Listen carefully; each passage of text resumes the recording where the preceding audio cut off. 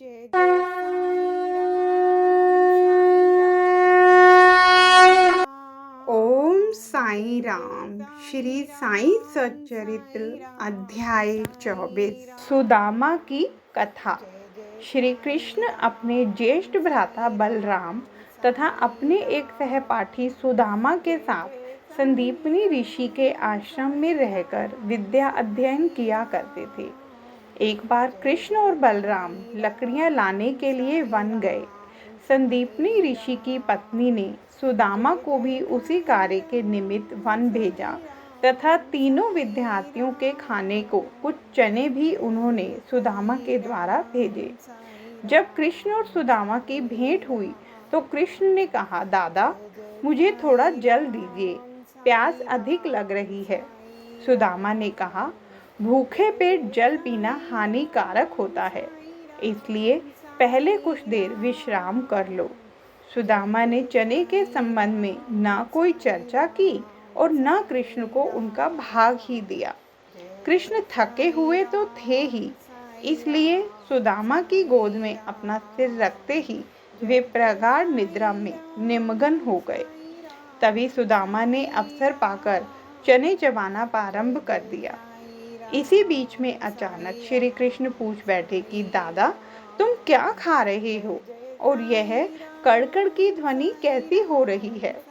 सुदामा ने उत्तर दिया कि यहाँ खाने को है ही क्या, मैं तो शीत से कांप रहा हूँ और इसलिए मेरे दांत कड़कड़ बज रहे हैं।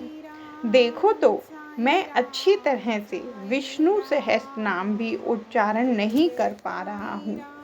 यह सुनकर अंतर्यामी कृष्ण ने कहा कि दादा मैंने अभी स्वप्न में देखा कि एक व्यक्ति दूसरे की वस्तुएं खा रहा है।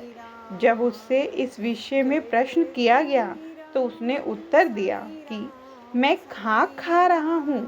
तब प्रश्नकर्ता ने कहा, ऐसा ही हो दादा, यह तो केवल स्वप्न था। मुझे तो ज्ञात है कि तुम मेरे बिना अन्न का दाना भी ग्रहण नहीं करते, परंतु श्रम के वशीभूत होकर मैंने तुमसे ऐसा प्रश्न किया था। यदि सुदामा किंचित मात्र भी कृष्ण की सर्वज्ञता से परिचित होते तो वे इस भांति आचरण कभी न करते। श्री कृष्ण के लंगोटिया मित्र होते हुए भी सुदामा को अपना शेष जीवन दरिद्रता में व्यतीत करना पड़ा, परंतु केवल एक ही मुट्ठी रूखे चावल जो उनकी स्त्री सुशीला ने अत्यंत परिश्रम से उपार्जित किए थे, भेंट करने पर श्री कृष्ण बहुत प्रसन्न हुए और उन्हें उसके बदले में सुवर्ण नगरी प्रदान कर दी। जो दूसरों को दिए बिना एकांत में खाते हैं, उन्हें इस कथा को सदैव स्मरण रखना चाहिए। श्रुति भी इस मत का प्रतिपादन करती है कि प्रथम ईश्वर को ही अर्पण करें तथा उच्छिष्ट हो जाने के उपरांत ही उसे ग्रहण करें। यही शिक्षा बाबा ने हास्य के रूप में दी है। जय साई राम।